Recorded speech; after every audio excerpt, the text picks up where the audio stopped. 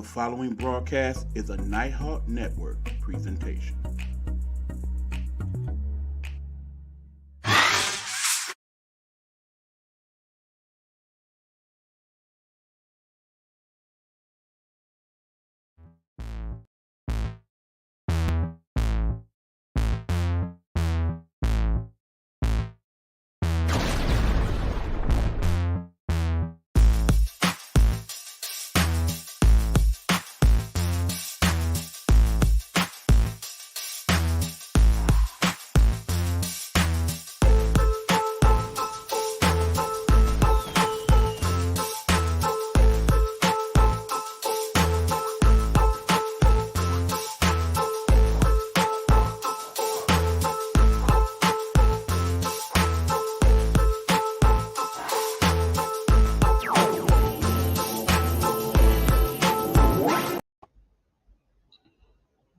What up, y'all? What's happening? Y'all know what time it is. That's right. We play our new theme music. Hey, y'all. It's time for Gametime Audible. I am one of your hosts, your boy E-Buck and Nighthawk. What's happening? Of course, right there to my right, that's our woman, Shirley, and this camel you would not. It's the sports guru himself, you Lee. What up, you? What's going on, y'all? We are ready to talk sports talk. Finally, I do apologize for us being so late this week with the sports talk, but had some things to take care of, and you got to get your rest and all that. Before we begin this evening, Hugh, please allow me to shout out any of our people that might be located in the Florida, South Carolina, North Carolina, or Georgia regions that's been dealing with Hurricane Ian this week. I do hope that you all are well and good, and that if you had any damage to your home or your vehicle, anything like that, it was minimal at best. Uh, Needless to say, you are definitely in our prayers right now, you and your community as well. Any thoughts on that, Hugh? Yeah, man. I know I got friends down in Georgia, man. I'm hoping they pulling through and everything's okay with them. And like you said, Florida and anywhere else who went through those disasters, just keeping you and your family in prayers. I'm hoping everything will work out. And like you said, hopefully as minimum as possible. Exactly. With that being said, people, the reason why I'm wearing the shades this week, and usually I'll do this is when some shady dealings then went on in the world of sports, and it's a few stories we're gonna talk about this evening where some definitely shady things have transpired. So we definitely will get into that. But first and foremost, let's get it popping. We're gonna start out with a little baseball. As you know, it is the last pretty much week of the season. Remember, it would be the last week period if not for the strike that they had. So as a result, there's a few extra games that will well, they're not extra games, they're actually the games that were supposed to be played, but it's pretty much a week later. But for the most part, all the series of note have been decided with the exception of one. There is one division yet to be determined in terms of who is the champion of said division. That is the National League East, where this weekend we have the big series between the Braves and the Mets, including, of course, tonight's major showdown between two of the best pitchers in the National League, with young Matt Freed against, of course, the great Jacob DeGrom. Your thoughts on that one, Hugh? Man, I'm gonna be dialed in. Can't wait to see that because I love baseball, and then we're getting it an extra week later too. That makes it even better. That's been a really good division. At one point, I thought that the Mets was gonna run away with it. Then Atlanta just came back and just basically surprised everyone. We already knew that from them being the defending champs, that you have to be aware or respect what they have to offer. So yeah, it's gonna be a really good series, man. I'm looking forward to it. And winner takes all, man. What's better than that right now? When you're looking at any sport, when you got the winner takes all. I mean, that's what Well, I we mean, look. bottom line here, we know both them teams definitely done made the playoffs, but the question is, who is going to win that National League East and get that first round bye? Because that comes very key when we talk about the first round of the playoffs, where it's the best two out of three. Particularly with a team like the Mets, who have those older pitchers that definitely could probably benefit from a few extra days rest. Sometimes it helps out with the like you said, with the older teams. Sometimes they come out rusty, but then a lot of times when those younger teams play, it seems like more times than any the momentum shifts. And I think right now that's a good momentum thing because they're so young with Atlanta, they could just go into a series unfazed. What's up, Pride man? What's good with you? What up, though, Pride? What is happening? Yes, I even have a little wrestling discussion for you, Pride, when we get into that a little bit later. But that being said, beyond that, like I said, everything else has been resolved. The only other major thing of note probably is that we are still dealing with the chase of young Aaron Judge as he tried to get home run number 62. What's your thoughts on that one, Hugh? Man, I thought he had hit more than that, and I just don't like the actual purity of the game anymore when you look at it, because you walked that man 4 times, so you intentionally walked him so he wouldn't get hit number 61 on you guys, and he still got hit number 61. I just feel like that's bush league.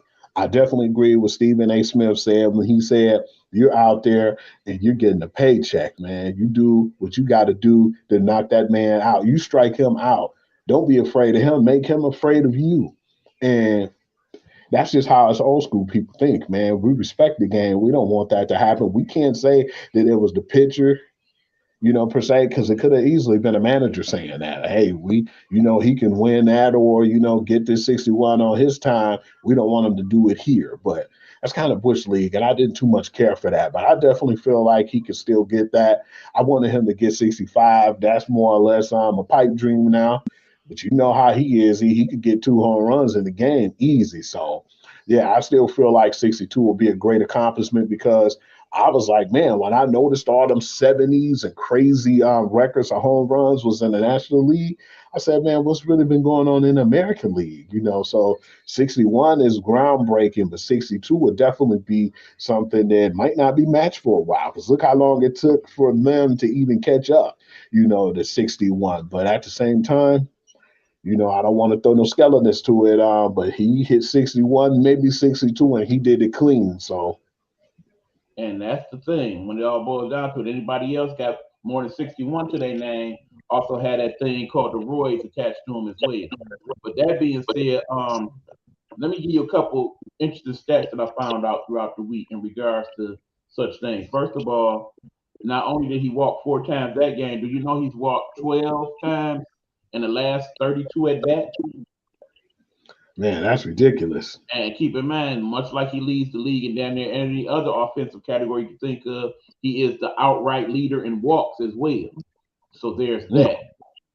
And of course, he has the most intentional walks that anybody's had in the last 5 seasons. Did you know that? But Just think here's about it, the man. thing I found real interesting. Do you know who the all-time leader is in strikeouts in Major League Baseball? Who is it? Him? Of course, no. I'm talking about in terms of striking people out. Oh, striking people out. That's a good one. I'm trying to see. Is it Verlander? It is not. Of Hmm. course, it's the great Nolan Ryan, who's had over I thought. 5,200 strikeouts. Okay, Do I you thought you know said. he is also third all time in walks? But do you know out of all those walks that he has had in his career, he never once issued an intentional walk to anybody in over Hmm. 5,000 innings? Because he That was is, of there. course, the all time major league record. Behind one other pitcher of note, the great Phil Necro, also never intentionally walked the batter. And remember, he pitched over 23 seasons. I just found those to be That's rather really interesting amazing. But for us baseball stat nerds and such. If I bored you at the last minute, I'm sorry, but I like my baseball. Anyway, we can move forward. Next week, we definitely will be talking MLB playoffs because we will be right ready to get on up into it. But that's all the baseball we got for you right now. Let's move on to something else. Let's talk a little NBA if we would, before we, of course, okay. go on to the Google's football section where we got much to talk about this week, y'all. So, Don't forget. You don't forget about Albert in the 700, man. Him actually getting that 700. Yeah, well, we already discussed that last week. I do believe. The question is, do they somehow talk him into sticking around next year to go for Babe's record? I say probably not. Yeah, because I think this year, man, they're going to make a hell of a run in the playoffs. And I think after that, he'll be done. But what was interesting to me as far as another stats, players with 700 plus home runs and 3,000 hits, there's only two of them. And that's Albert and the great Hank Aaron. Absolutely. Very, very small list. Indeed, indeed. As it's a small list of people with 700 home runs to begin with. Not to mention, Exactly. they also are the only two people with that amount of home runs and a career batting average over 300, which is also interesting. But again, we done bogged you down with enough stats. On to the NBA. Okay, we got to talk about a young man named Udoka. Go ahead, Hugh. Don't break it down. Doka, man, we talked about that Here's for a the while. stage, y'all. Yeah, man, he must be crazy for cheating on Neil Long, man. But then, at the same time, you know, it just was in his nature. But it was unfortunate that his news came out because of the fact is, it took away from Sarver, and that was the hot topic. Then out of nowhere, they brought that up, and then we heard about how Udoka was a womanizer and all types of other things too. What was crazy to me though, is when I heard Stephen A. and Malika Andrews get into it over it, and it was crazy because she was trying to make him get quiet and calm him down. And he was like, man, you don't tell me to be quiet and shush on my show. This is my show. I'm going to say what I feel like saying. And, it just got really nasty with this whole issue. But at some points too, she lost a lot of fans, man. A lot of people was pissed off at Malika Andrews because they're like, how are you going to, throw shade and say what you were saying when at the same time you're kicking it with a colleague on the show? So if that's the case, why are you still, employed and not getting any ridicule or no repercussions of what's going on, So when you're not in the spotlight, it's okay for you to discuss it. But if she was in the spotlight on what was going on, man, then she'll probably have a different approach. So yeah, it's been a lot of interesting stuff going on in the NBA, and it got real nasty. Let's play a little bit of this here. Okay. Then also that year is indefinite.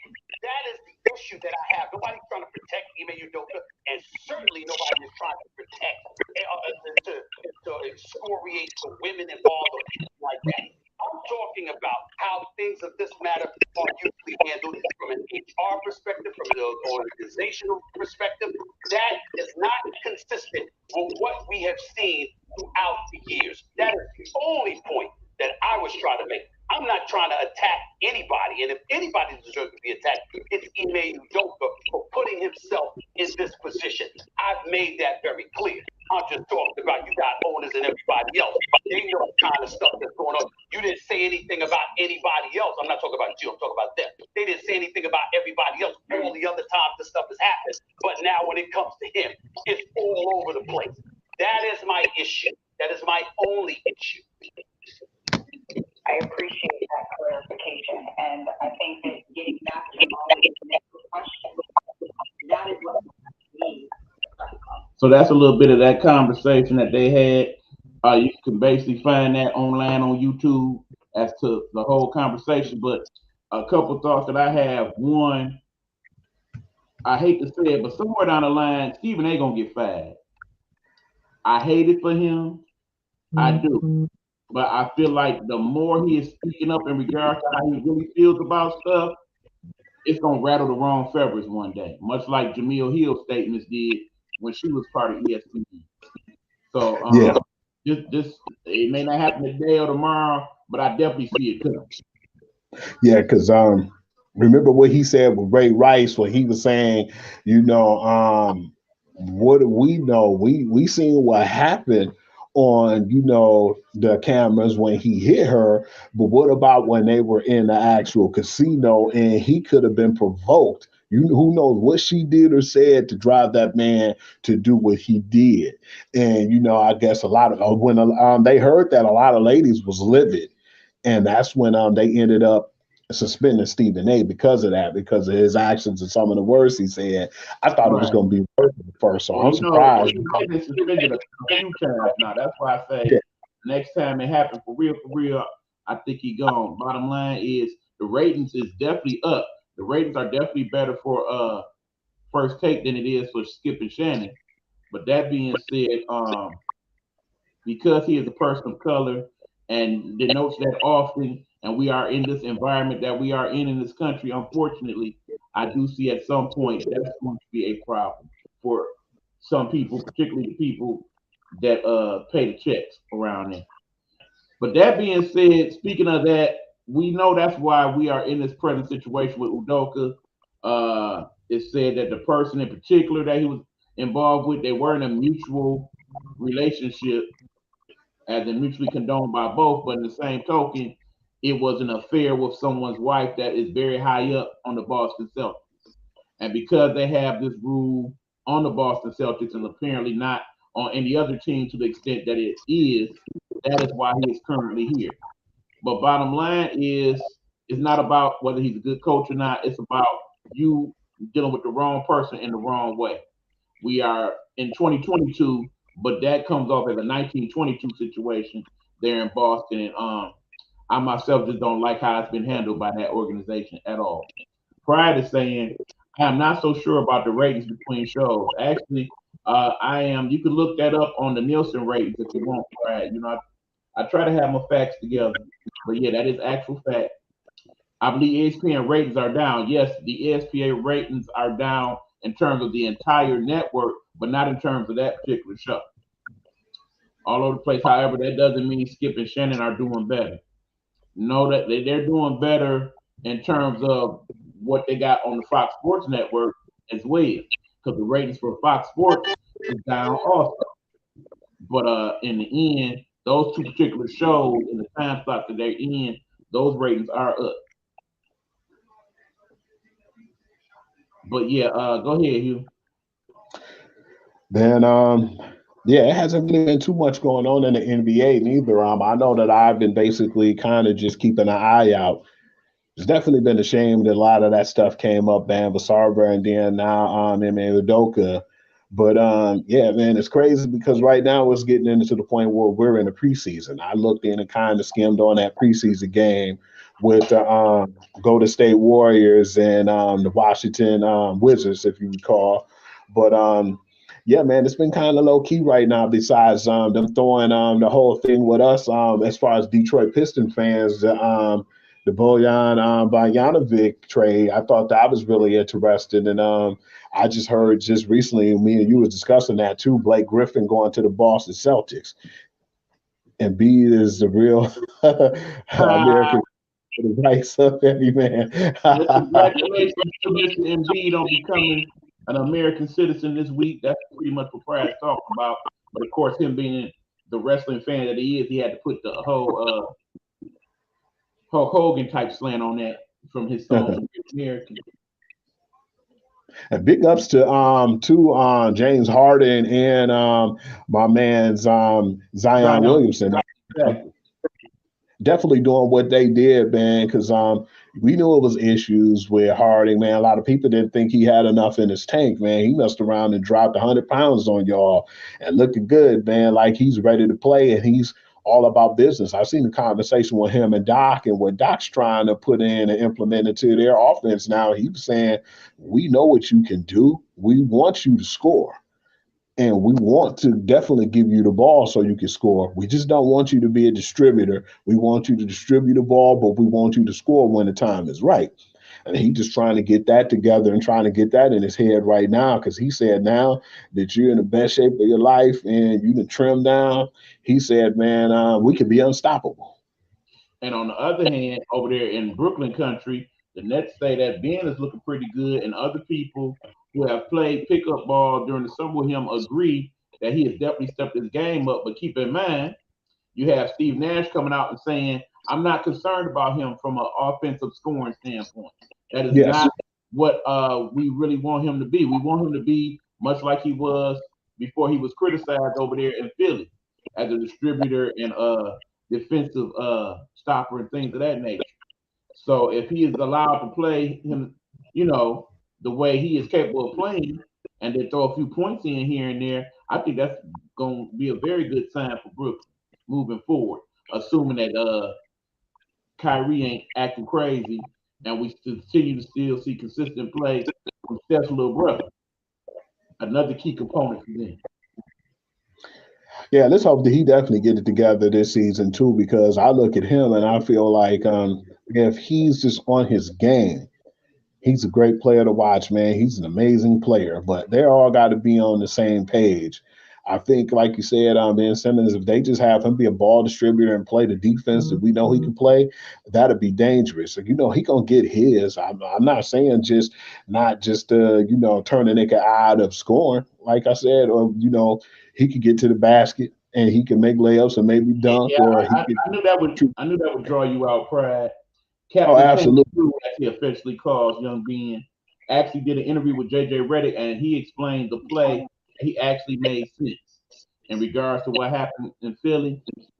Yep, but like I said, I know you ain't trying to hear this, Pride, but I actually hope the young man actually has a good season. I really do. It is good for the NBA if he is actually playing better. But I'm just looking forward to the season in general. Keep in mind, I ain't no big proponent of preseason anything, but it's definitely necessary in hockey, which I actually caught a preseason game the other night, and in basketball because you got to get that conditioning in. You don't just jump out there night one playing to the high level that those players play without having some Warm up. preseason going. Yeah, because I've seen that game with the Warriors and Wizards, man. It was actually pretty interesting to see some of the younger guys, and we seen what's my man's name? Wiseman. Wiseman was out there balling, man. He basically wanted to prove critics wrong, and he had a lot of bad misfortune injuries early in his career. But now, man, he seemed like he back in shape and he ready to prove something, man. Because that's all they was really missing. Yeah, they got Looney, and I feel like Looney do a great job. But at the same time, now they have Looney and they have their Wiseman big man who they drafted. So I think that was actually a good ordeal, man. Hopefully that kid be successful, man, because you never pray on nobody's downfall. It was just unfortunate the injuries he had. And just Well, hopefully. you got to remember, a young man named Embiid was in that same boat early on in his career. In the first couple of years when he came in the league and was having the foot and leg injuries. And, he turned it around. So I definitely feel like Wiseman could be in that same boat. I'm going to take another jab at Pride, too. Blake Griffin did the same thing. So come at me. Right? I am wishing him the best. He said the play no dunk happened so fast that after he came around and looked, he didn't realize the smaller guy was on him. And at the speed of the game goes, he did the pass. Even I had to cut him some slack. Wow. And that's saying something from that man. Because you a big critic of a young Ben Simmons. So there's that. All right, before we move on from the basketball, I do kind of gotta go here with it. You are prepared, are you not, Hugh?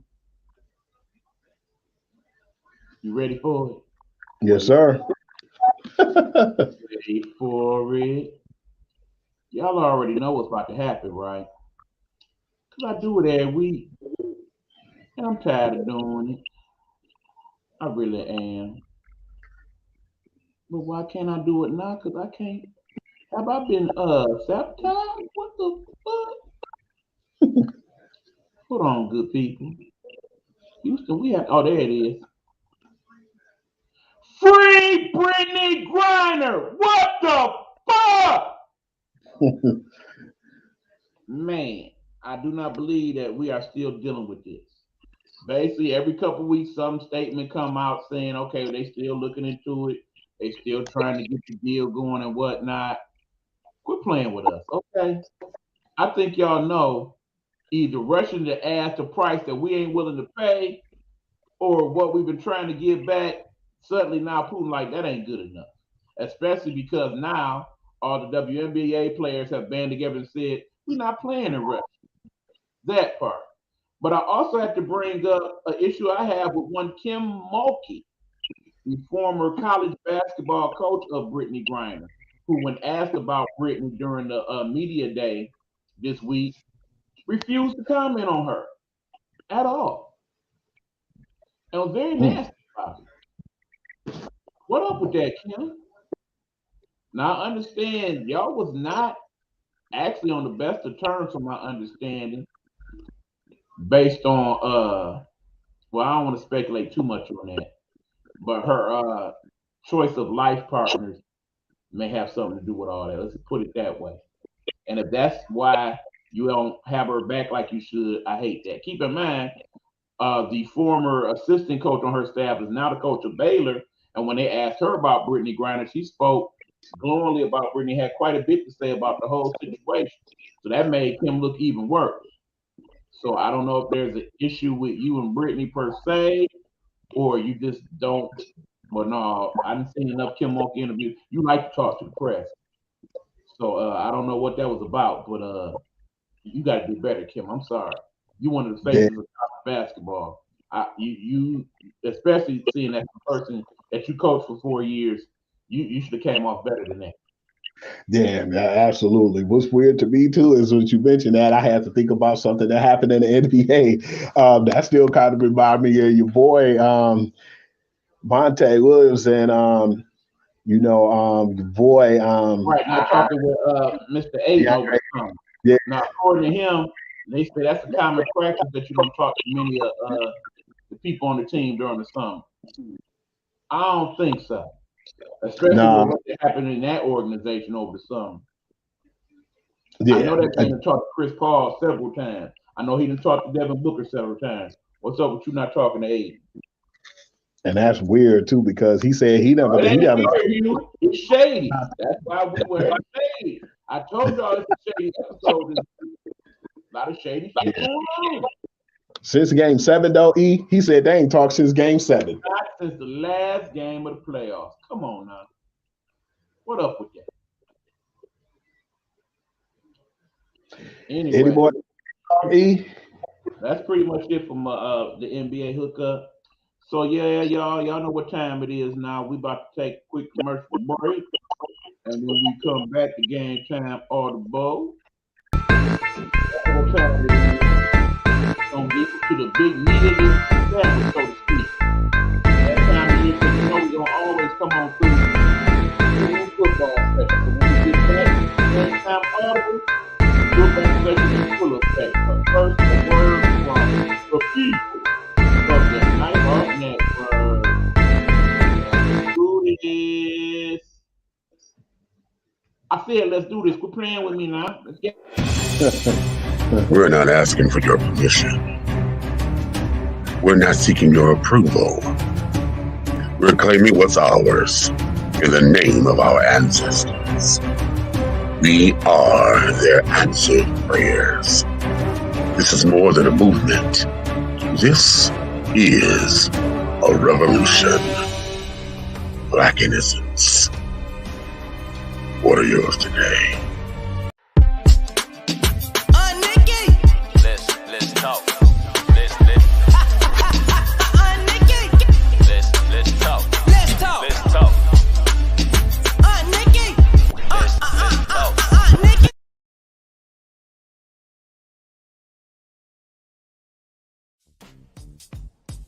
Have you been scrolling Facebook and looking for that quick sports fix?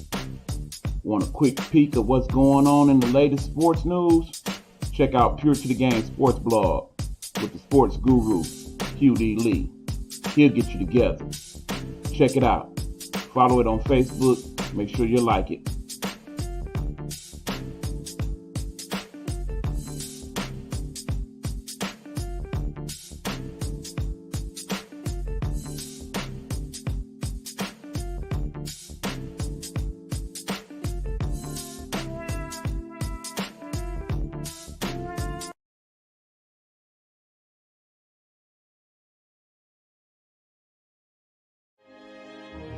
Behind the Blue Curtain, Saturdays at 11 a.m. Eastern. Viewer Discretion is advised.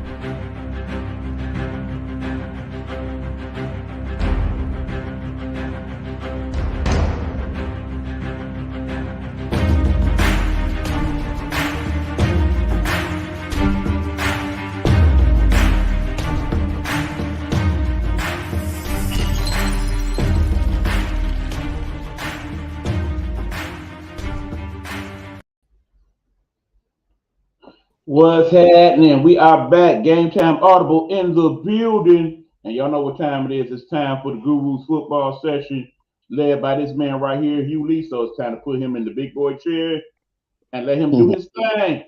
What we got, Hugh? What we got, man? First, I wanted to talk about some of the games, man. It was kind of weird to see the reactions on a lot of the college games that was going on. I believe at the front runner, of course, is still Georgia. That's what people are saying. But, man, y'all had a problem, man. And I was surprised that Kent State actually gave them that type of run. But we've talked about that after the game, too, and after the fact, we feel like they starting to be like all the other people who are defending champions and who are the big dog in the yard. They start to get ahead of themselves. And then Kent State had some trickery plays and played some pretty good offense and defense and kind of had them on the ropes for a minute. Keep in mind, I think part of what that is, Hugh, is ever since Appalachian State pulled off what they pulled off a couple weeks ago, these also ran these smaller schools. They starting to believe. They starting to have that little Giants any given Sunday type feel to it, where it's like, yeah, if they beat them, we could beat them. All we gotta do is come with our best of our best, and we can make it happen. So I think that's part of what came into play. And like you said, the whole we done slept on this team type scenario came into play. I definitely think part of that came into it as well. Do you think that them getting pushed to the limit like that they will actually be caught off guard like that again this year, E? Nope, not at all. Yeah, because it was like they in the SEC season now, so granted they usually have that game breaker game that they like to throw in the SEC where somewhere in the middle of the season all of a sudden they playing Ooka Booka State for some unknown reason. But beyond the realm of that, ain't no happens. They gonna come with it. Okay. One of them, I seen one of the games that was pretty interesting to me was I didn't know Wake Forest was that explosive when it came to offense. And when I seen they was ranked 21, I was like, okay, what have they done that was so special? But man, they got them wideouts over there, man. Them some tall, linky boys, man, and they could go down the field and stretch the field, man. And they gave number 5 Clemson some problems, but Clemson ended up pulling away in a double overtime. It was like 51-45. I felt like they got too vanilla at the end of the game when it came to Wake Forest. So they was just throwing the ball around all game, and then now you want to, do running plays, and I just didn't really feel like that was something that they should have did. They went on out early, and then it seemed like they just got too relaxed. And once they got vanilla, that's when I believe that Clemson got back in the game, because I had to give credit to them, because I thought that game was over when Clemson was going to lose when they threw the first touchdown. That's Wake Forest. But when Clemson tied the game and then won in overtime, it was one of the better games. But do you think they should be ranked as high now after having some lackluster games like they have? Yeah, because basically in the division they in, they're pretty much going to run roughshod over that as they usually do. Florida State might give them a little bit of trouble, but beyond the realm of that, the ACC is theirs for the take. Keep in mind, I don't think they have quite the quality of athlete that they have been getting in Clemson the last couple of years. Yeah. Obviously we have the factory here. We got Georgia. We got Ohio State. Then it all kind of go down from there. Usually we can say Clemson was right up there with them 3. But I say these last couple of years, pretty much since Trevor Lawrence left, they're not quite the program that they were, because the quarterback play in particular is not quite to the level that it was with people like Trevor Lawrence, and of course your good friend over there, Mr. Mr. I like my massage. Wax on, wax off. All right. Yes, Deshaun Watson, talking about you. But yeah, Okay. but no, Wake Forest. I must admit, I was kind of surprised with how good they were. They seem to be running that air raid offense that Kingsbury was running at Texas Tech back in the Mahomes days. Yeah, it was really decent. I enjoyed that game because I was like, I didn't know they was that explosive, man. I definitely appreciate the effort they put in too. I think they're gonna drop, but if they at least drop down to 25, I wouldn't have been upset, even though people think that if you lost, you should just drop off the face of the earth. But they lost to the ranked number 5 team. And the number 5 team looked like they shouldn't have won. I think the better team lost that day, to be honest with you, E. Right, and then of course, early on, I don't take as much credence to the rankings, but for the sake of the show, we of course got to let y'all know where we at ranking wise this week. So let me give you the quick top 20 right quick. We got Georgia at number 1, of course. Alabama 2, Ohio State 3, Michigan 4. None of that has pretty much changed since the season started. You got Clemson at 5, USC at 6, and please don't sleep on USC. If you have not watched USC play football, do know USC is back, at least from an offensive standpoint. They look outstanding. Yeah. Bottom line is they're going to start getting those calls over there at USC about your boy saying, you interested in doing some NFL type work, Mr. Riley? Because I can see that definitely happening. The surprise of this top 10 is Kentucky and Tennessee in the top 25. I'm like I said, I've seen Tennessee play. I wasn't overly impressed with them. Kentucky, however, they look good. They do, man. I'm telling you, not to sleep on them boys, man. That's another game I definitely want to talk about because Right now, of course, we got Oklahoma State right now. Let me finish this up right quick. okay. North Carolina State 10, that's a surprise. Penn State 11, Utah 12, Oregon 13, Ole Miss 14, Washington 4-0, another good team that people starting to recognize. Baylor 3-1, and number 16. Texas A&M back up to 17. OU 18, BYU 19, and Arkansas 20. All right, go ahead, you. You said Arkansas 20? Yeah. Yeah, I forgot, man. That was one of the games I wanted to talk about, man. They number 10 Arkansas Razorbacks lost to number 23 Texas A&M Aggies, and that was a wild finish, man, in that game. But do you think that people start to count out the Aggies and the Aggies start to play up to their potential? Because they was ranked really high at the beginning of the season. Then they lost and got knocked down. And it seemed like they beat a couple quality teams now, man.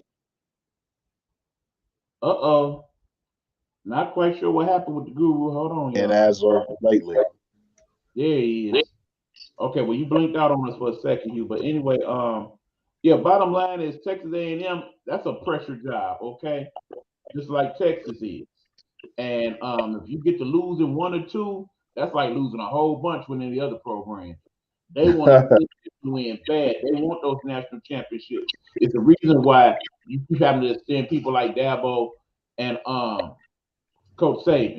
Because if you don't, those programs are quick to pick up the phone like, look, you want to be here? We got the money. A lot of those alumni from Texas A&M and Texas, they oil people. They got big bread, okay? They are more than willing to pitch in and make it happen. Yeah. I thought I was going to pull away with that game. They had a comfortable lead, and then I think, like I was saying, when they got the comfortable lead, they got comfortable, and they got punched in the mouth at the end. It was a lot of wild plays that happened in that game because Arkansas, I think, still should have won because they went for the touchdown. Remember when the guy dived and lost the ball, and they ran it all the way back for a touchdown? That was at the goal line. That took the momentum away. Yeah. I mean, Texas A&M, they're not having the greatest of seasons. It's an argument where they should not even be ranked in the top 20, truthfully. That Appalachian State loss should have hurt a lot more than it did. But that's correct. When all is said and done, you got to look at Appalachian State and realize they're playing pretty good. They did get top 25 votes this week.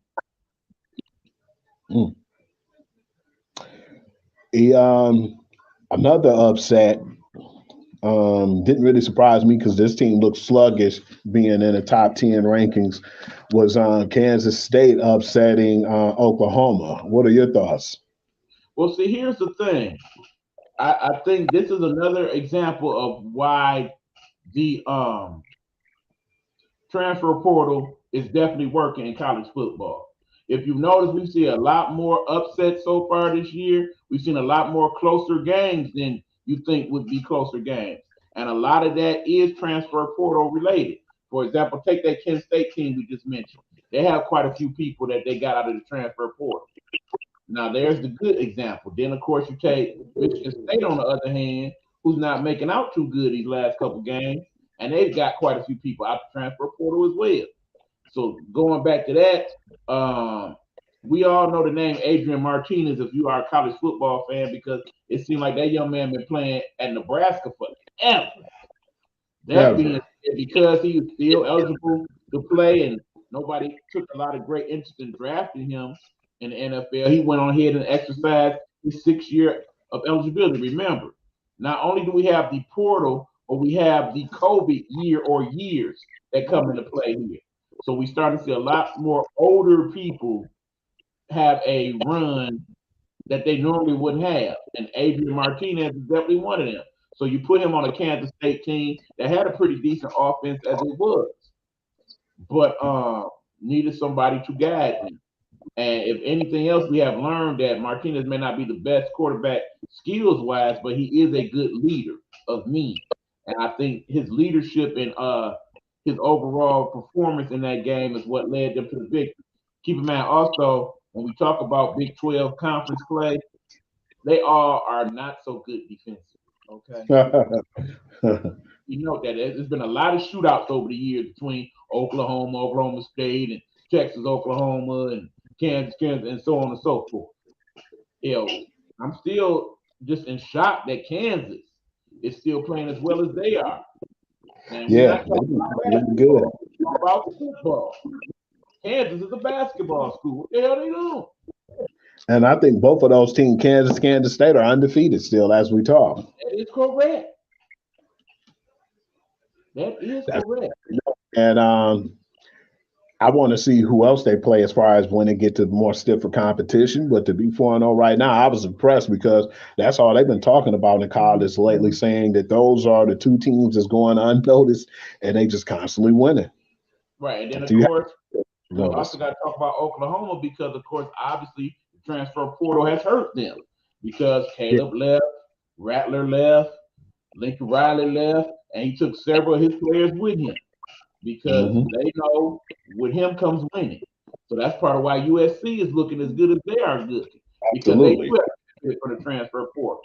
So I think that definitely came into play with the whole Oklahoma thing. Although I must admit, Mims Jr., that wide receiver for Oklahoma, yeah, he gonna be nice on Sundays, no doubt.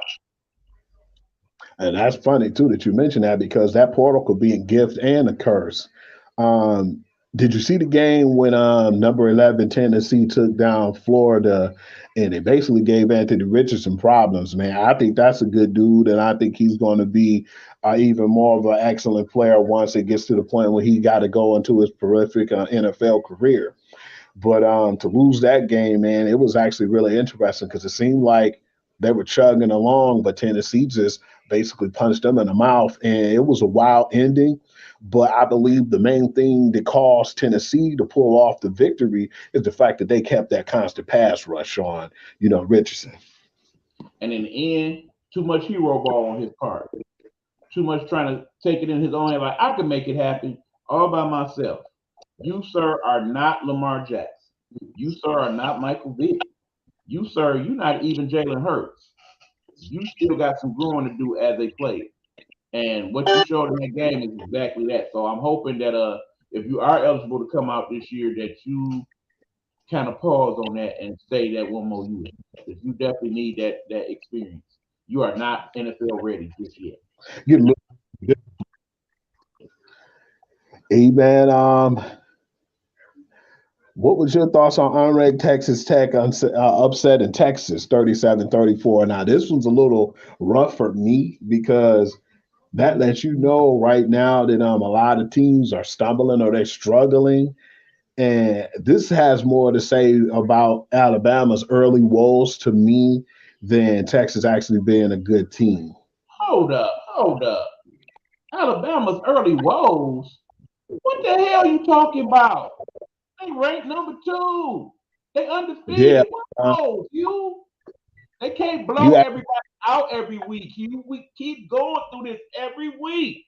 If and I I'm felt not like talking. you, then I would be upset about what happened with Michigan last week. They're not gonna You blow should everybody be. out either. I'm glad you mentioned that because that was the next thing I was going to talk about, man. Because I felt like he gave them problems over there, man. Tulia Tagovailoa, man. Do you think that Played that a good team? game. They played a little better. They won. Bottom line, it's about winning the game. You can't blow out all these teams, Hugh. Alabama ain't gonna win 55 nothing every week, bruh. And that's agreeable. I understand they playing with the factory over there, and most of them kids is going pro and all of that. But sometimes it's just like that. The competition steps up to the plate. It's just like in the NBA. Every day now, when the Warriors step out on the court, they're gonna get their best shot from everybody because they the champions. They the big dogs. Alabama always on TV, just like Duke and Leave It to Beaver rerun. Yeah, everybody gonna play their best game against Alabama. Alabama need to understand that and step their game up. They ain't having no woes. They still dominant. It's just like when them doggone Yankees was losing, and you was like, "Well, see, here they go." I told you the Yankees was making the damn playoffs. I do that Alabama too. making At the the damn same time, playoffs. Relax. Let me put that they on you. I'm gonna put the Aaron they Rodgers on you. had a Relax. There is no woes in Alabama. They still got one of the top 3 recruit classes coming next year. Are you serious, bro? dead serious. How Next dare you? question. How dare Number you? 7 USC, Escape Oregon State. Were you impressed with that game? I was not. I I mean, it outside was of a little. USC, Pac-12, I don't have no great interest in. Well, apparently, what's going to be left of the Pac-12? I mean, we already know how this going to play out, Hugh. It's either going to be Washington, Oregon, or USC. And that last week or so, they'll mess around and win. They will not go to the playoffs. They'll be right on the outset, and they'll end up going to Roll Bowl something and having a decent game. The Pac-12 is not a factor. They are not. So outside of the few people that I'm interested in being future Lions or Patriots or whatever they're gonna be in the NFL, I don't care about no Pac-12. All right, man. We can talk about some of the NFL now, and one of the things I want to talk about first, and I wanted to give you the opportunity to discuss it because I tried to send you the information and send you some of the stuff that was going on with this young man, and he goes by the name of Brett Favre. Man, he's been in a lot of tabloids, man, as of late, man. They said that he spent over $70 million in welfare funds. See, And but see, it here's the wasn't, problem. Here's huh? the problem. He is in the midst of it. He is not the cause of it. He's just a big name in the scenario. Understand, Brett Favre is not in charge of any government agency of any kind. He is not. He is monkey in the middle of this because he brokered a deal to get funds to give to his alma mater to get things done along with other things he wanted to do for his foundation. He just so happened to have an in with the governor of said state. He is the one who has misappropriated the funds. The problem is your name's not Brett Favre. You are Yes. not a big name in the deal. Again, you know, as a person that's been part of the press, you understand where sometimes it is fake news, as the former president said, because you don't get the whole story. You only get part of what's going on with the story. So yeah, Brett Favre had something to do with it, but he was not the person that did it. Brett Favre wanted the funds. He didn't care where the hell they came from. It just so happened these funds came from the welfare agency. So I need that to be reported properly. That being said, he did know that that's where the funds came from. So at some point he could be like, no, no, let's not do that. That's a bad do. Coming from Mississippi as a Mississippi resident, you know how bad welfare situation is in that particular state. It is the poorest state in the union in terms of jobs and all that. Remember, the average federal minimum wage is $7.50. There's a lot of people in Mississippi make that $7.50, and that's not good. So that money is needed, okay? And I will also point out that even though in terms of per capita, there's more black people in Mississippi than most states, in the same token, the majority of people that their welfare funds do help, even in that state, are people that are white. So that makes it look even worse on his board. And that's what I was about to say. Right. I didn't. He allegedly knew about it and accepted the funds anyway. Yeah, like I said, yeah. Oh, he done broke out the card. I didn't. That Joker. Like I said, he did know about it. I did point that out for him. He was aware that's where the funds came from. And that's why I think that because at first I was like, okay, well, why is that not being broadcasted all over the place? Because that's why I had to throw that race card out there at first, real quick. Because if it was like a regular Joe, or if it was an NFL player that happens to be a darker color than him, it'd probably been more broadcasted on ESPN and all the other heavy networks. Played it a lot like they did Deshaun Watson. Yeah, I think they would have really got despicable with it, and that's just the way it is, unfortunately. And thus the shades again. Yeah, like I said, I'm not saying that he is not guilty at all, Pride. I'm just saying he should not be taking the majority of the blame. In the end, he is not the person that had the access to the funds. The governor would. And I need more people to be on his ass about it than Brett. All right, on to the next question or topic. Chiefs upset at the last minute against the Colts. Do you think that Matt Ryan heroics is going to last this season, or that was just probably all he had? Because I feel it's just one of them days when some shit just went on wrong. Any given Sunday in the NFL, I charge that to one of them any given Sunday games. It got close. That's why I love that. And then they believed, and then they achieved. And then, of course, everything kind of went to the left when the whole scenario jumped off with doggone Mahomes and Bieniemy. That's what I want to really get into too, man. It seems like things are getting crazy over there with him. I think by Patrick Mahomes being who he is and Eric Bieniemy having a household name for the people who know him, the old school people. We know his, track record when he was in Colorado and then on to the pros. He felt like he's the elder one, and he basically given out plays, and it just seems like they starting to bump heads now. But we talked about this a little bit too. Do you think it's time now for him to actually finally move on, or do you think that with all the scrutiny that he's had and like something like this game right here that actually just was a debacle, just it exploded right in front of their face, man. At first we thought they were going to run away with it, and then the Colts just kept chugging along, and then they pulled off an upset. Do you think that that's scaring people away from him getting a coaching job right now? I think they've been scared away from it. I think he comes off in these interviews as the angry black guy.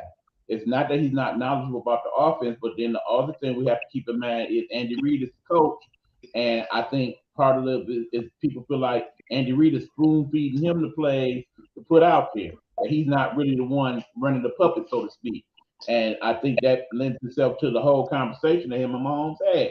But keep in mind, we have not known Patrick Mahomes to be any type of a hothead or angry individual or have any type of they all say he's a great teammate and all of that.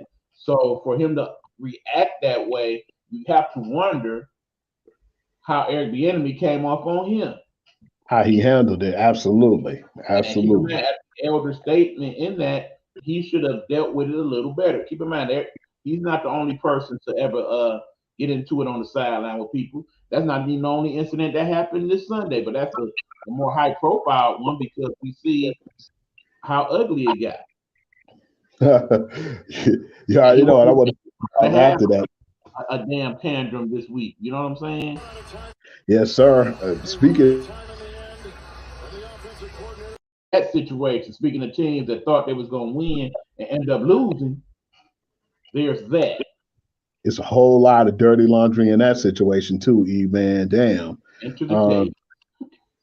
It was really good game, and I enjoyed it. We know that some of Buffalo secondary is depleted, but at the same time, that's like you said, any given Sunday, because it was still a really close and good game. But you still got to play with the next man up mentality, regardless of the fact, But it was just interesting in that game too that we seen when Tua got slammed to the ground, he got up and fell. You called me right away and said, "Damn." Whoa. Before we go there, I need y'all to actually see this for yourself before we have it. And keep in mind, this is the first injury of this week that Tua had. Let us point that out. The first one. All right, here we go. Are in trouble 0-2. Tua Tagovailoa throwing off his back foot with the rush in his face there. Jalen Waddle makes the catch. Penalty flag comes in, and Tua Tagovailoa was roughed at the end of the release. The pass rusher came on top of him there, and Tagovailoa suffered some type of an injury on this play. We have Teddy Bridgewater in the game right now. Tagovailoa, oh boy, getting up. Oh my goodness, that's an awful, awful sight to see. They will take him to the sideline immediately. Oof. Okay, Tagovailoa, in fact, going up.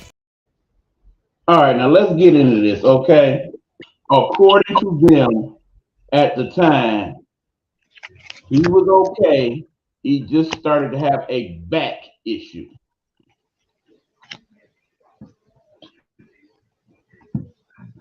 Allah forgive me. Yeah, I wasn't happy with some of the memes you post, Brad. You know that. That was wrong, bro. But the thing is this. Y'all seen the video for yourself. Back be damned. That ain't had nothing to do with no back. When you get woozy like that and you go to, that was not the result of a back injury. When your back hurt, the first thing you do is you go down on the knee and grab what? Your back. I don't recall seeing him grab no back. I see him grabbing for air, like he was dizzy and woozy, much like you react to when you get concussed. Now understand, me and you, we played sports as kids. In one such sport, that being baseball, once upon a time, I was hit by a pitch that I threw, okay? It hit me right about here. Little did I know at the time, being just a young person, not knowing nothing about what a concussion was, I was concussed. Because as I think back on it now, for 3 days, I had a very bad headache, and it hurt to watch the lights. It hurt to be in the sun, and I had trouble remembering stuff for a couple of days. That's because I was concussed. And I went on and I didn't say nothing about it. Keep in mind, we're talking 1979. We know that much, if anything, about concussions at that point. Now we know quite a bit. That's why we have this thing called the concussion protocol. Based on that reaction, there should have been some type of test that went on in the concussion protocol. Based on what I saw on the field at that moment, when he went back in the game, I'm like, huh? What? Something was wrong with that dude. And we all know it, and he knew it. So for him to go on the press conference and say, no, it was my back, and basically lie to us because he was trying to prove that he wasn't no punk, that is what led to what happened later on, which we'll get to.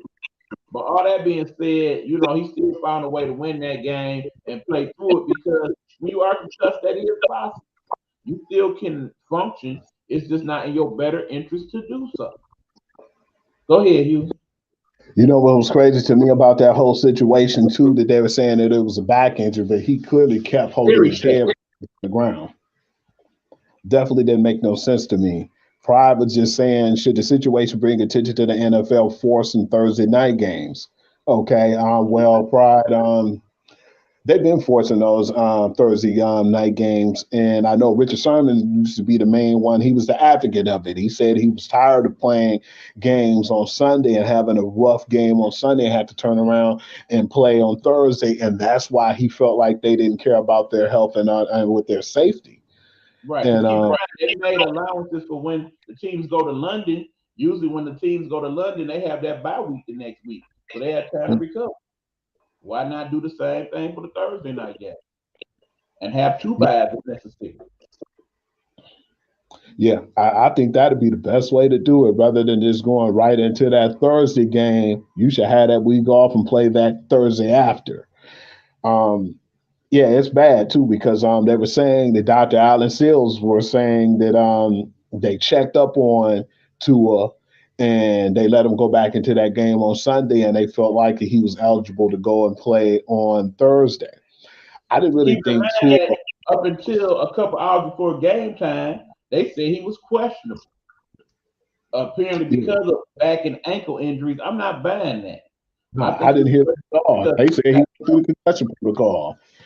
So yeah, man, bad things going on. It was already situations where Ross got suspended, for doing stuff that he had no business with tampering, and of this. course, the whole thing with the Flores situation. That still got Man, yeah, absolutely. It's a lot going on in that organization. It don't seem. A lot of shady deals down there with the Dolphins.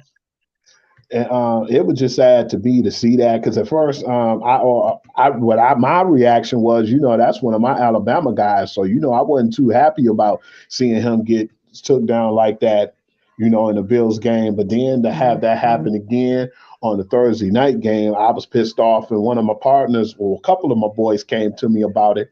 Shouts out to my boy Michael Falls. He was saying, Hugh, that hit wasn't dirty. It was just a heat of the moment as far as when, Josh Latua did what he did. Again, since we had that on deck, let's show that, and then y'all be the judge of that one as well. I think he admires most his ability to make adjustments at halftime.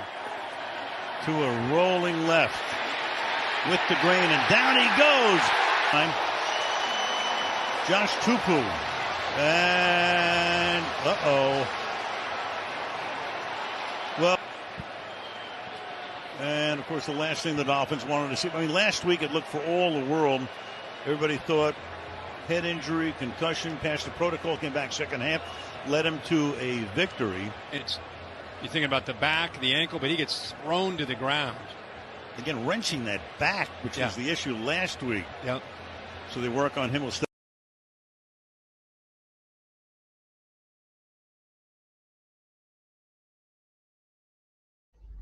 Now, I know y'all ain't about to tell me that was a back injury. Oh, hell no. That clearly was something different. And shame on you and Pride for making light of that in y'all damn memes, okay? Because concussions are nothing to play with. Like I said, I have been concussed. It was not a good feeling. I was also concussed when I had my first car accident. And for a week, had trouble sleeping because I had migraines and whatnot. I understand we are a little too sensitive in this day and age of cancel culture and whatnot.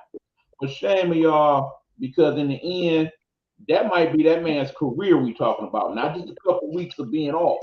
Because right now, unless you are 100% to a tie below, you should not be back on the football field. I'm talking about if your back is messed up and your ankle and you concussed, I don't need you to come back till all those things are resolved. Because if they force you or want to rush you back, they don't give a fuck about you, sir. Not a damn. All right, Pride is saying it is obvious that the NFL doesn't care about the player's health to a certain degree. But should it be someone else's, possibly the players' union or an outside source, to force them to care standing with Thursday night games? Yes, to answer that. And also, I hate to admit it, but yeah, Tua, you got to take part of the blame for that too. You knew you was concussed that first game. You the one that either got convinced that you should play or basically felt like because you had previous injuries and people have basically got on you for that you felt like you had to play. Bottom line is, I understand you are in a contract year, you're trying to get the big money and all that, but it's not in your better interest to be playing if you are not 100% and you have a serious injury. And let me say that goes double for Mr. Justin Herbert right now. If that rib injury is to the extent that it appears to be, damn getting shot up with all these steroids and pain injections and whatnot, sit your butt down. The same injury that happened with Tyrod Taylor, if I'm to be exact, he got that shot and ended up getting a punctured lung because of it.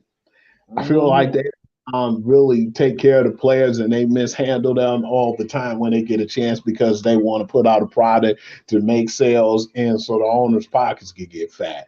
And that's not the way you're supposed to do things like that because Tua definitely was concussed. And like we said, people could go back and forth about how the second game it was fair play. I was surprised they didn't throw a flag out or whatnot at first because when Latour, he grabbed him and Tapua slammed him down. He went through the whole motion. Whatever happened to protecting the quarterbacks, though? And like I said, man, because granted, in 1990, that's a fair play, no foul or nothing. 2022, based on what the rules supposed to be, that was a dirty play. That was a throw you out the game play. Because he carried on with it too. And like I said, my boy Mike Fall, man, I respect your opinion. And my brother from another, Robert Peters, man. When I saw it, I was like, he didn't try to hurt him, and it wasn't malice intent behind it. But the fact is, that when he followed through, that's what caused him to hit his head on the ground. Whatever happened to, I'm not trying to even throw that race card out there no more. If Aaron Rodgers was about to get tackled and thrown to the ground, or Tom Brady or one of those big name guys like that, soon as the person would have grabbed them and looked like they were going to do a move or continue to go on with the move, they would have definitely blew the whistle. It was a time where when he was tackling him, man, the play was over. They could have blew the whistle, definitely knowing him in the situation. But at the same time, we played the sports, man. It's a physical sport, man. They don't want no flag football. That's why I think they looked at it like that. And like you said, a lot of that have to still be blamed on Tua for knowing that he was concussed that first game with the Bills. He shouldn't even play that second half. But then to go out and play on Thursday, I was really shocked because he didn't really look like he was himself. Right, because understand, there's been people that have walked away from the game for less. I think of Calvin Johnson, for example, who was in chronic pain on the last 2 years of his life because of basically mismanagement of care. And think about too. You said, go ahead. Now? Yeah, because when all is said and done, y'all got to realize these players, they may play 5-10 years, but they are so jacked up that they have to go through the rest of their life constantly taking pain pills or getting doctor's appointments, getting hip replacements, all that type of stuff. And if you've seen some of the older NFL players move around, they don't move around too good. And then, of course, there's the whole CTE thing. I swear to this day, Antonio Brown got CTE. And while y'all trying to pick people to be senators, that leading candidate in Georgia right now, Mr. Herschel Walker, the way he talk about certain things, he got CTE for sure. And you know what's happening? Pick him to be in charge of your government is a whole other story, but I digress. I don't like the fact that we look at it too, and it's one person that everybody just kind of throw up in the closet or treat him like a dirty little secret. What could have been with RG3, man? We've seen him in that first year. He was phenomenal. He could throw the ball. He could run. He was like the prototype, quarterback who was ascending, who was changing the league, changing the whole trajectory of the league. And then they mishandled him. It was mismanagement on Shanahan. And with Mike Shanahan, put him out there at risk with, the Seattle Seahawks, man, tore his leg up, man, and he never was the same. And I think a lot of people pitied and gave him like backup jobs to the point to where he was actually not that bad of a backup with the Ravens. But at that time, it was too little too late, and he was starting to get up there in age to where he was forced to get out of the league because of a lot of nagging injuries with the ACLs, and you don't never be the same from a lot of that stuff. And I had that happen multiple times with this guy, and he was having those type of injuries he faced in college. Yeah, that's where it all comes from, man. And I thought that they would have learned for mismanaging players and handling players too, as far as safety. I still think it's a long way to go in the NFL as basically getting to where they need to be with the player safety and their health. Right, because as you see, the NBA seems to deal with that a lot better. I mean, that's the reason why you don't see people like Mr. Murray and, of course, Killer Kawhi come back until they feel 100% healthy, because they don't want to go out like that when all is said and done. But yeah, like I said, it's a bad look for the league right now. I gotta admit, and this is a league that can't afford no more bad looks. We already have to deal with the whole Deshaun Watson situation and kickers with DUIs and kickers with domestic violence charges and all of that. So the mismanagement of players and not caring about player safety and all that, that just adds to that. I think Walker got his brains bent to mush during mixed martial arts. Possibly. That's a situation. It really didn't know. I won't be surprised, Pete. Speaking of angry people, I want to talk about your boy, man. We've seen him, and it seems like he's not the same right now. And I think it's a lot because of his marriage, man. That's Mr. Tom Brady, TB12. Do you think that his marital problems are starting to show up on the football field? Because I've heard in the locker room that they're getting tired of Giselle. Your thoughts? My thing is, I don't think that's so much why they have lost recently. Clearly, there is a difference in attitude with Mr. Brady. You can definitely see that on the sideline, particularly when stuff starts to frustrate him. He is not reacting in a way that we are accustomed to. He is a lot more angry with stuff, but in the same token, look what he had to work with these last couple of weeks. Now, 4 wide receivers. That's a lot. They definitely are working with the B and C squad over there. So even somebody as great as Tom Brady can only do so much. That being said, they still was actually even in that game because of Tom Brady. I think with a healthy receiving core, they're going to go pretty deep in the playoffs still, but they just been hampered with injuries as far as when it came to the preseason and as of now, because they only had one of the weapons back, and he's still questionable going into Sunday's game, and that's Mr. Russell Cage. But to speak about that too, they're going to be scheduled to play on Sunday Night Football in Tampa Bay.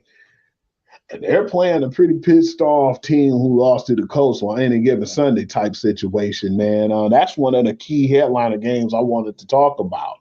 What are your thoughts about that game going into Sunday night? It's a damn good game. Keep in mind, it's definitely been a difference between the Sunday night games and these Monday and Thursday night games. Last night's game, especially after Tua got hurt, fell asleep on it several times. Did not know the score to this morning. Shout out to FanDuel for paying me. But that being said, the schedule did not work to the advantage that they thought it would. The exception, like I said, the Sunday night game, we've been having some pretty decent ones. This is going to be another good one. Like I said, both of these teams should be pissed off, quite frankly, based on how they lost last week. So I think we will definitely get good quarterback play from both quarterbacks, obviously. Brady will have more weapons to work with, assuming there's no problem between now and Sunday. Not only will Cage be playing, but you should get Julio Jones and Mike Evans back. So that definitely will help his scenario. Possibly Chris Godwin, too. I'm not really expecting him to play. And if he is, I'm not expecting him to be a big factor early on. Considering that Cage, too. A little time, to get his preseason on, so to speak, during the season.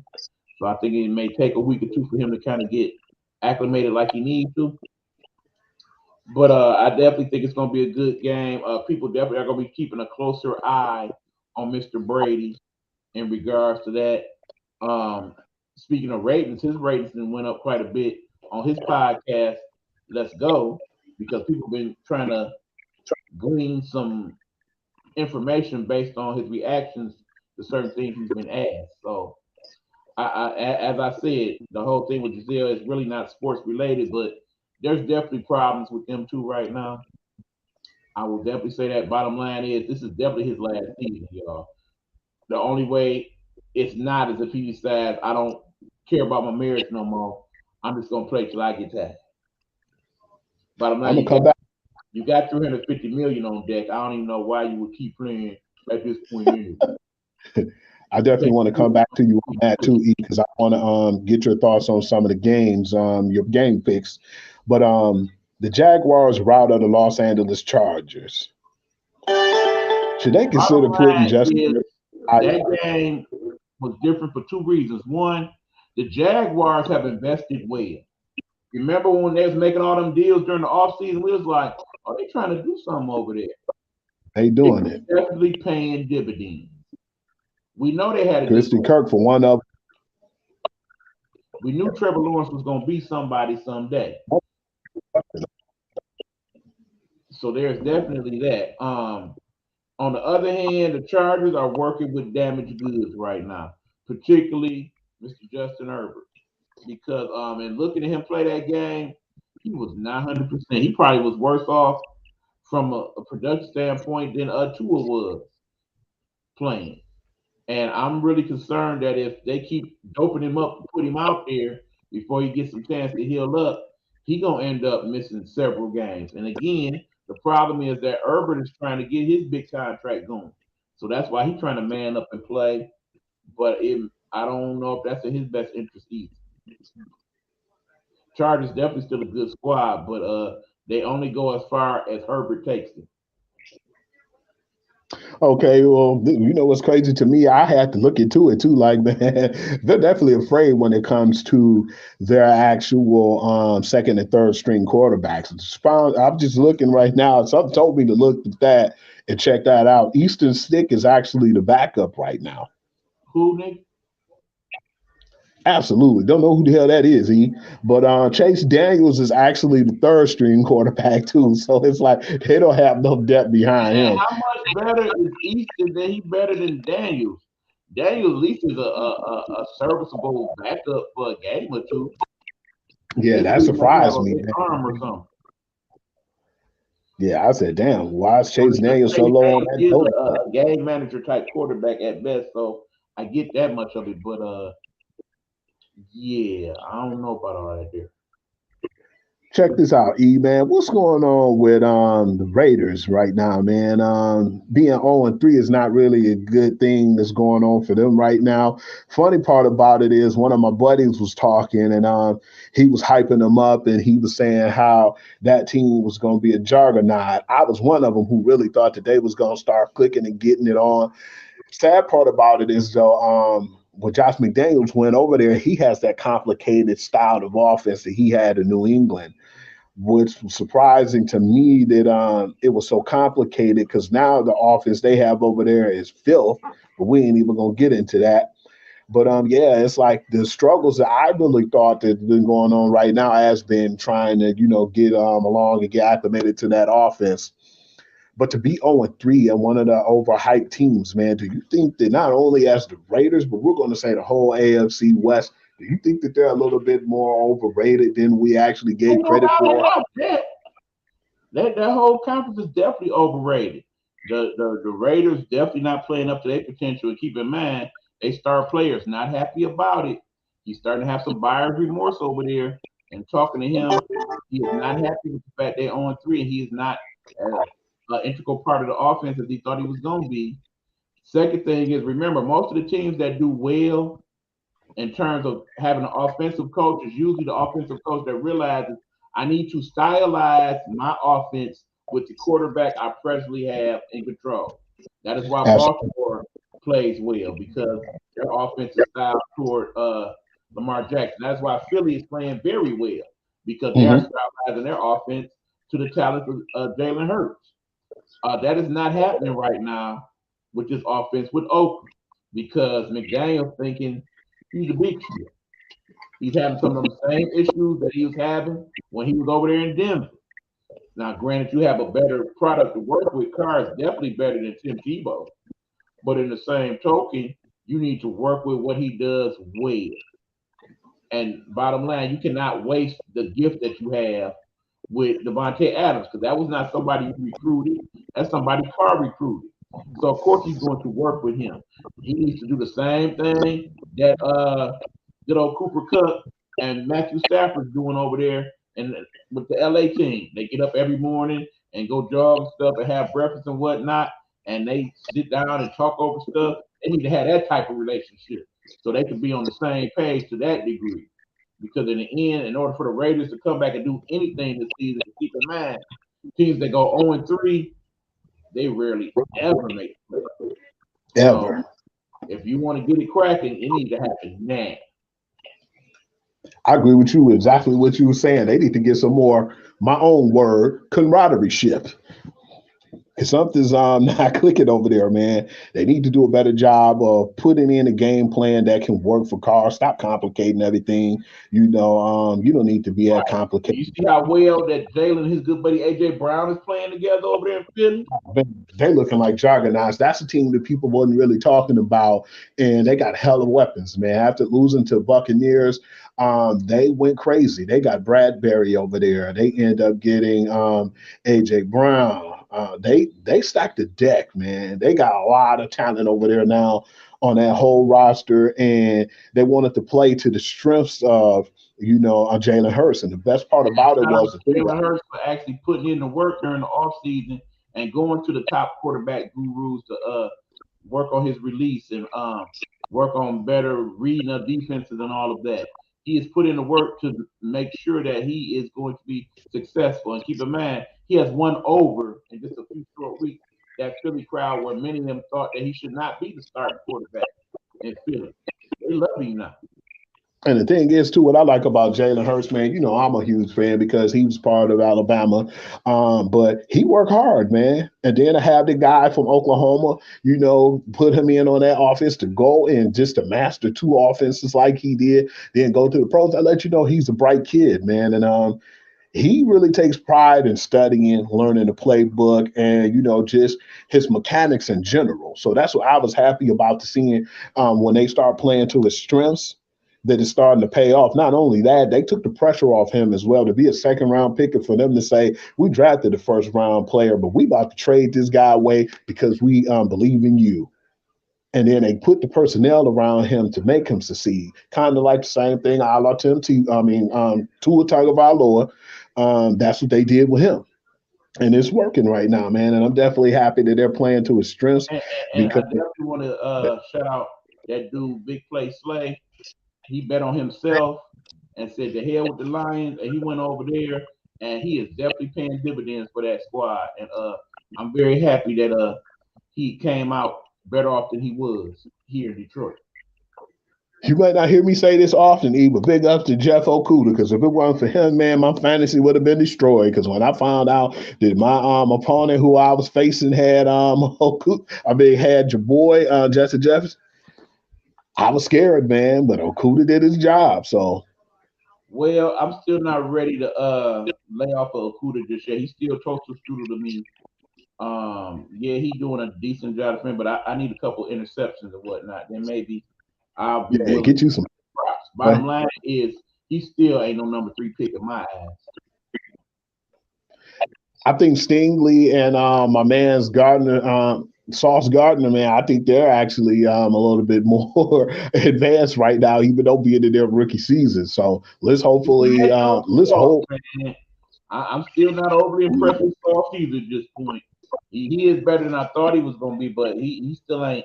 I mean, it's some people, y'all real high on Sauce Gardner. Me, not so much.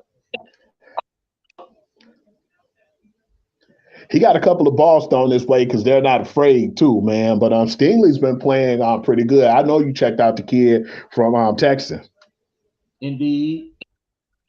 Like I said, all right. The Jets are slightly better than advertised, but I think we're going to get to have a better understanding of what they're really about this week when they get their quarterback back, Mr. Wilson. I want to talk to you now about some games, and I'm going to talk about the 2 ranked I'm going to talk about all the teams who's playing each other who's ranked, so you won't feel like I'm excluding anybody. Starting off with Kentucky, number 7, and Ole Miss, number 14. Who do you have? I wouldn't be surprised if Ole Miss win that game. I think I'm actually going to go with Ole Miss because y'all be sleeping on my dude. You know, that dude come with a huge chip on his shoulder. From the USC to the Tennessee to the Alabama to the Raiders. You know, a lot of people ain't believing in Kiffin. But Kiffin then went to Ole Miss and he's starting to turn things around there. And they got much love for that dude. Ole Miss is 4-0 right now, too, and they look just as good as Kentucky. That's a game I'm going to definitely put my eye on, man. And it's a noon game, so that's going to be a real attractive game, in my opinion. That's a good SEC matchup right there. Yes, it is. Okay, you got number 9 Oklahoma State and number 16 Baylor. Next. Okay. You got Wake Forest. There's going to be a shootout. Oklahoma State probably win. We can move on.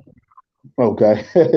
Number 22 Wake Forest against number 23 Florida State. Do you have any interest in that game?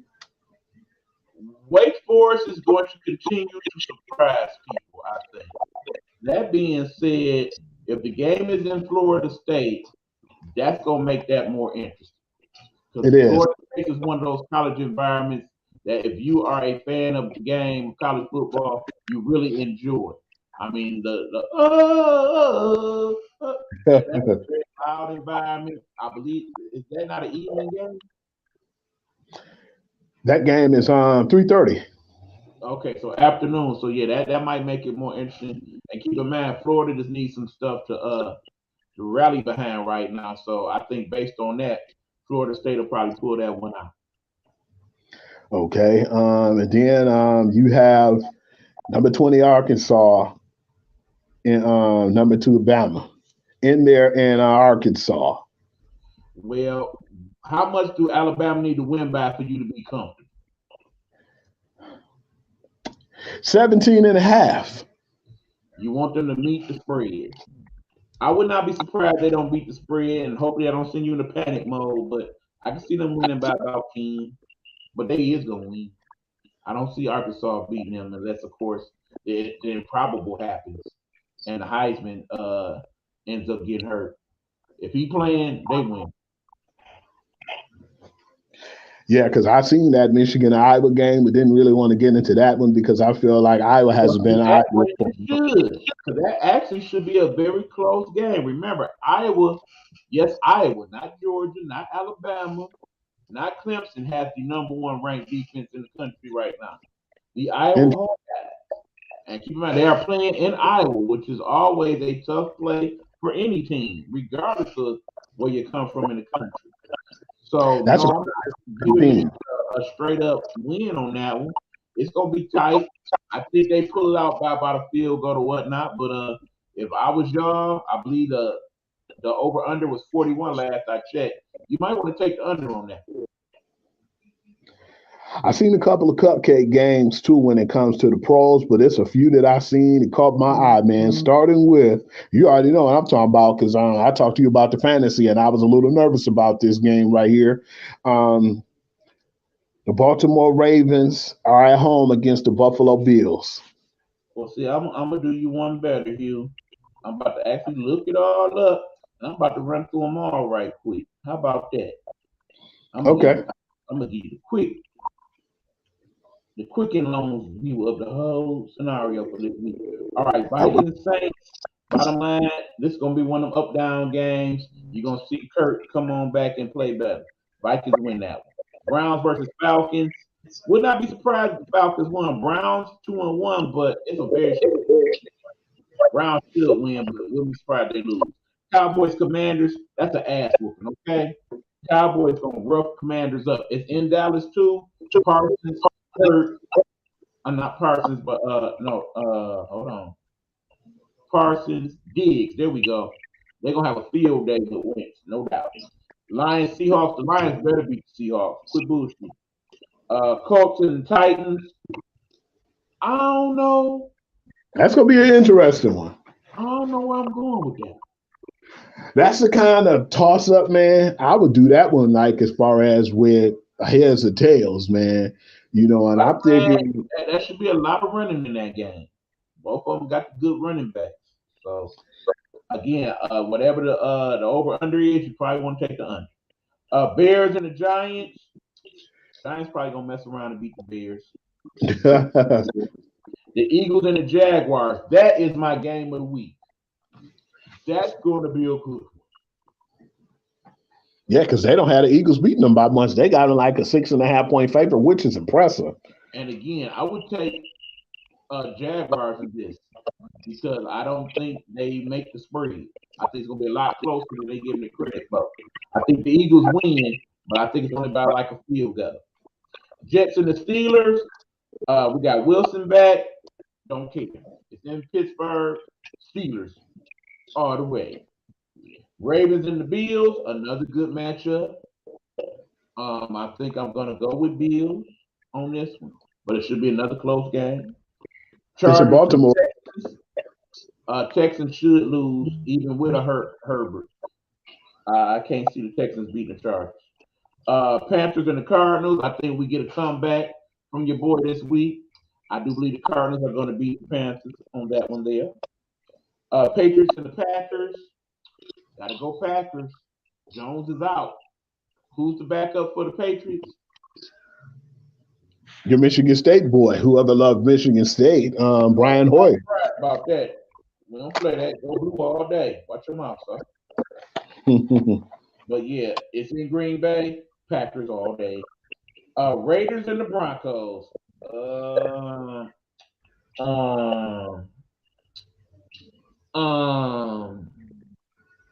It's another one of them games. I don't know. They got Vegas pulling it off by 2.5. That's because they're at home. I guess if you had to pull my arm on it, I go with the Raiders. Chiefs and the Buccaneers. I'm going with the Chiefs on that one. The weapons will be back, but Tom Brady's still not quite. And his friend man, they straight got this as an even pick'em game. I'm gonna go with the Chiefs and a slight upset there. And then of course we got Rams 49ers. Don't be surprised if the 49ers beat the Rams. They always play them pretty tough. I think I'm gonna go with the 49ers on this. And that's what I got for this week. I definitely have Lions winning this one by like 7. I see it more than that. I feel like the Packers is gonna win by more than the 9.5. I got them winning by like 15. I actually have this Chiefs game closer than what people think, but I still feel like even with the weapons that it's gonna not be enough. I might be wrong, but I doubt it because I don't still feel like those guys are healthy enough. And Mike Evans missing the week, definitely not going to help them out. I think it's going to be like a 24-28. Vikings, I feel like they're going to beat them. They say Minnesota by 3. I got them by 6. Okay. Now, see, the Cleveland game, they got them by 1.5. No, man, I'm going to go with the Falcons on this one. I got them as a 3-point favor. The Commanders game not going to be closer than this 3-point favor. I got that one being blown out by like 20. Oh, wow. Titans, Colts, I'm going to go with the Colts at home. I go with that 3.5. Yeah, basically the Titans win is because Henry went off that game. I'm gonna go ahead and I'm gonna go with the Giants on this one. Yeah, I go with the 3 points. The Eagles and the Jaguars. I say Philly win by like maybe 6, but not that 6.5. I would still think I'm more comfortable saying they'll win by like maybe 3. The Jets and the Steelers, I'm going to actually go with the Jets in this one. Because I don't trust Mitchell Trubisky. Okay. And I got about 3.5. The Bills and the Ravens, I still feel like this is going to be a good one, but with being in Baltimore, I still feel like the Bills will be a 3-point favor. The Cardinals and Panthers, I feel like I'm surprised they got the Cardinals -1. I feel like they're going to win that one, but I give them by 7. I'm with that.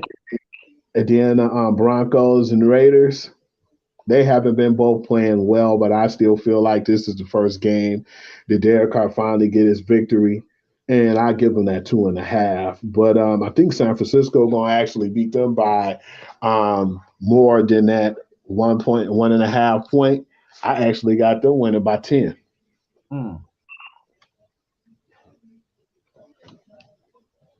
All right. We doing the Monday night game? Oh no, that was the Monday night game. Okay, so yeah. All right, so we pretty much agree on most of them. I think we about 90% compatible on that this week. And the crazy part is, I definitely will say if Philly does win, that definitely will vote Jalen Hurts to the leading candidate for MVP. and it could go both ways in that Chiefs and Tampa Bay game. That's why that one's kind of hard to call. I wouldn't be upset either way because, on Ty Balls, man, it seems like he got them boys number, man, with that defense. And that defense has been lights out, has been the number one defense so far. But it's just Mahomes can score so much points, man, that, and that one I still feel like I don't think that he'll be letting nobody else down again with like a lackluster game, and I don't think it's going to be as vanilla as it has been with the enemy calling it. That's just my opinion. The enemy definitely has to remember that you got one of the most dynamic quarterbacks in the NFL. You got to work with him. Put your ego aside. Do it for the team. And he's a good kid too, man. It's hard not to like him for what he do in the community and just the things that he do in general. He's a good dude, man. Right. And remember, he is where the money resides on that squad. Work with the big money, okay? As long as he got Kelsey, he gonna be all right, man. I don't still feel like they got enough in their weapons, and I think when Juju really hits stride, he's going to do well over there. And I think that they will definitely get more people via. They'll get some more people in either the draft because they had actually a pretty decent draft, but I wouldn't be surprised if some free agents want to come over there just to play with Patrick Mahomes because they know they're gonna get enough shares of the ball. And if they definitely can find a good running back to add to the mix of that, I mean, the running back they got now, Edwards, he all right, but we need a more dominant back to put in that mix, particularly one that can catch the ball. They need a grounded pounder guy over there, man. Mm-hmm. But that's all I have, man. Any more? All you got? Then that's all we got, baby. All right. We have talked our ish. And it sounded good as always. So that being said, we about to wrap it up. Let's get to playing the music one more time. Of course, if the sound you will hear when we start the tune, and so of course the staff is working on it. Gametime Audible music here in the background. It's also going to be the ringtone for the talk. So there's that. But at any rate, people, this is the Gametime Audible. I've been one of your hosts, Easy, and that of course is being you. You gotta talk your issue one more time before we leave you. Tell them about yourself, man. I know what time it is, man.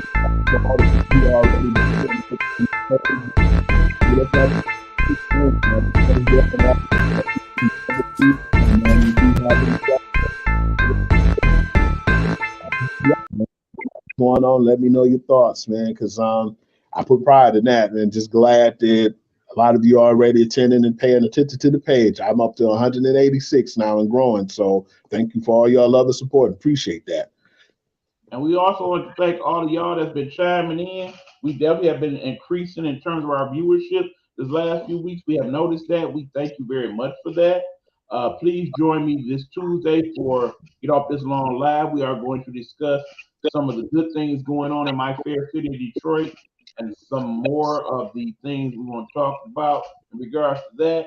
And we also going to talk about the Halloween holiday and all the things that surround it and go on.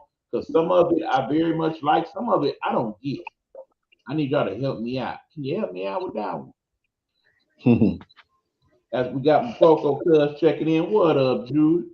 What's going on? Thank you for chiming on in. We appreciate you. Hopefully you are feeling well, my friend. And that being said, we're about to head on out again. Gametime Audible is a Nighthawk Network presentation hosted by myself and Hugh Lee. And doggone it, we do it well.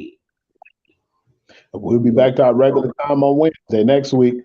Absolutely. Because we got other things settled. Because in the end, as I will make the hashtag from this point forward, God got us. Absolutely. That part.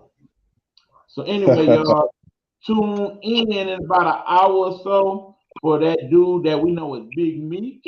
District T will be on tonight around about 9:30. Tune in. Check my brother out. Tell him EB and Google sent you. And that being said, we about to head on out. You know what to do about this time. You go ahead, throw them up, man. Wait for it. Wait for it. We out.